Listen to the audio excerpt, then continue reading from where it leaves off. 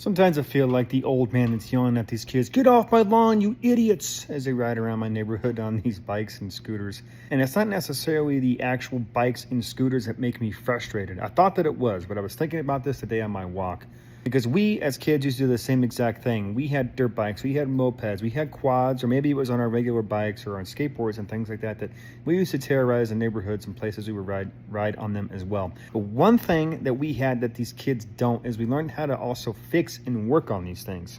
You know, if your three-wheel or your quad or your dirt bike isn't working, your dad would just say, "Hey, figure it out." So you and your buddies would kind of take it apart a little bit, figure out what the issue is. Maybe you had to change the tires. We would do that as well. We were learning these skills with these objects that we were riding instead of just parking it, plugging them into the wall, and then it's charged and we're good to go. We're not learning any skills on this electric crap.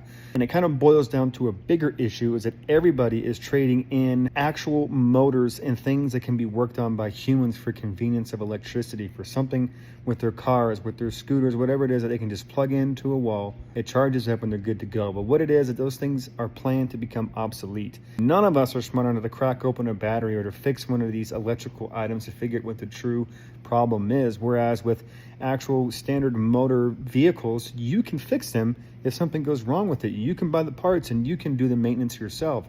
There's this book that I read that I hated, but I read a good chunk of it, which was called Zen in the Art of Motorcycle Maintenance. In the beginning of the book, there's two characters. The main character, the narrator, is a guy that likes to work on his motorcycle. He finds therapy in doing so. The other guy that he rides with hates it. He hates everything that has to do with fixing and technology and rather pay somebody.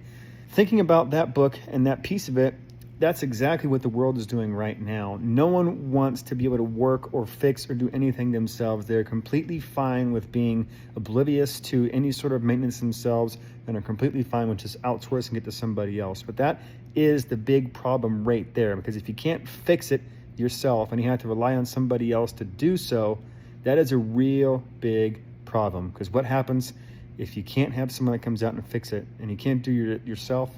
You're stranded. So I don't know, maybe it's not just the scooters and things like that that piss me off. It's just what happens when things go wrong with those objects. Who's going to fix it? Because it can't be them and it can't be the rest of us. So bring back the mopeds, I guess.